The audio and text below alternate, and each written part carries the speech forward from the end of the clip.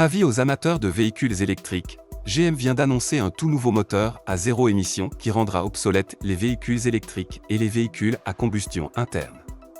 Cette nouvelle technologie radicale est présentée comme la prochaine révolution dans le monde de l'automobile et nous mènera vers un avenir automobile totalement respectueux de l'environnement.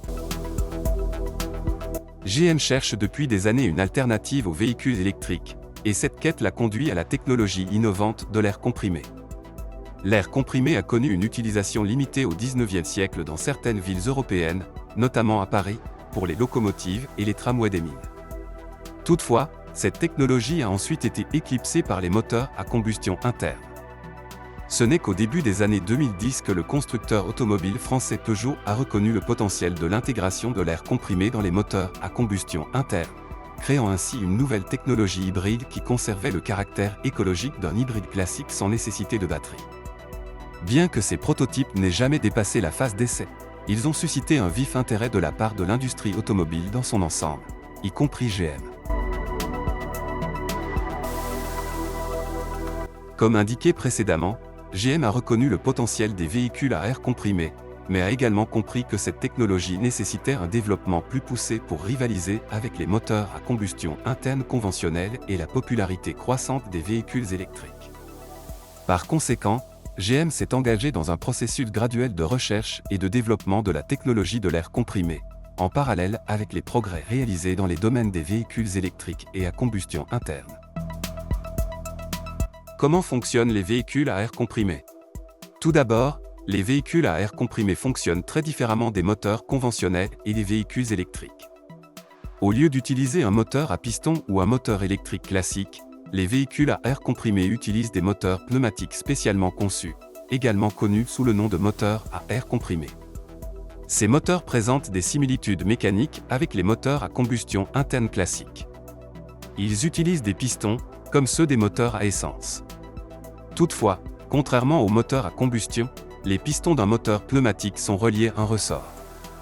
Plutôt que de compter sur une explosion pour générer le mouvement du piston, les moteurs pneumatiques introduisent de l'air dans la chambre, augmentant ainsi la pression à l'intérieur, ce qui propulse le piston jusqu'à son extension maximale.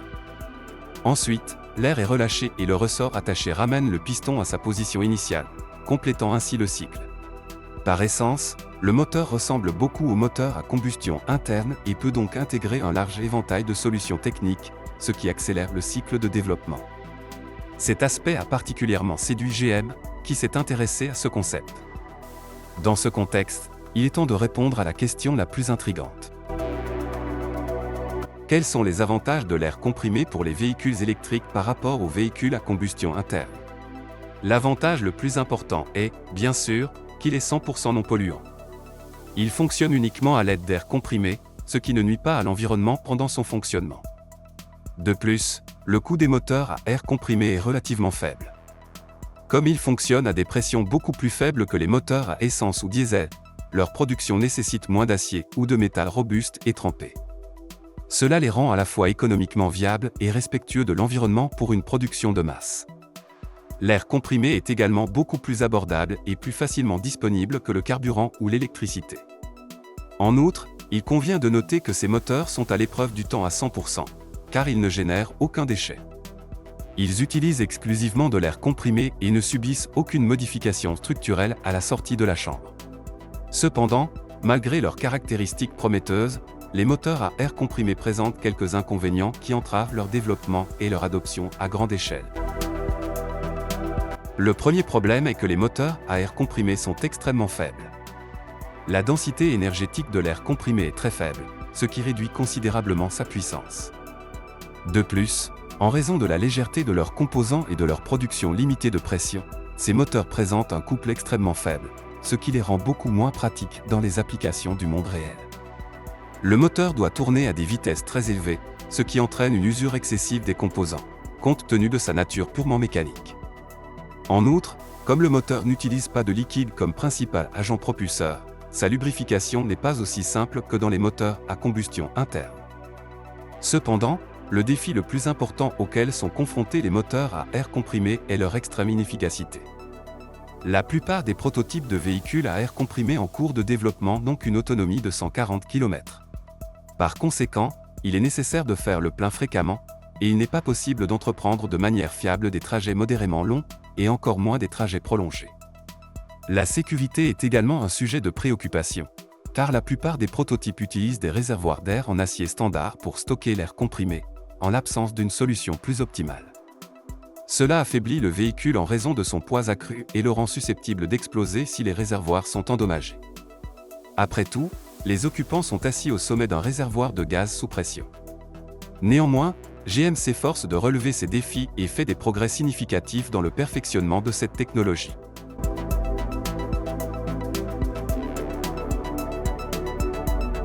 Quand cette technologie deviendra-t-elle une réalité? La réponse à cette question est extrêmement complexe.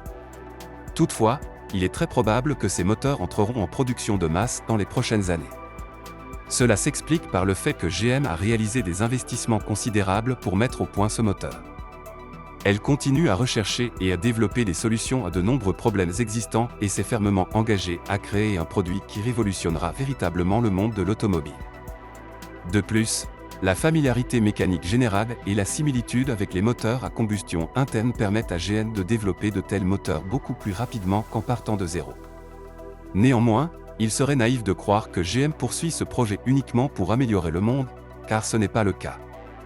GM est bien conscient que les jours du moteur à combustion interne sont comptés et qu'il lui reste à établir une forte présence sur le marché des véhicules électriques.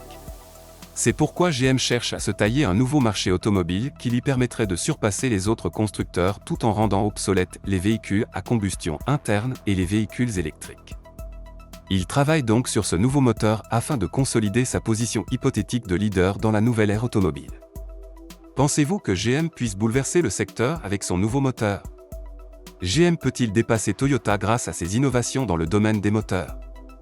N'hésitez pas à partager vos réponses et vos opinions dans la section des commentaires.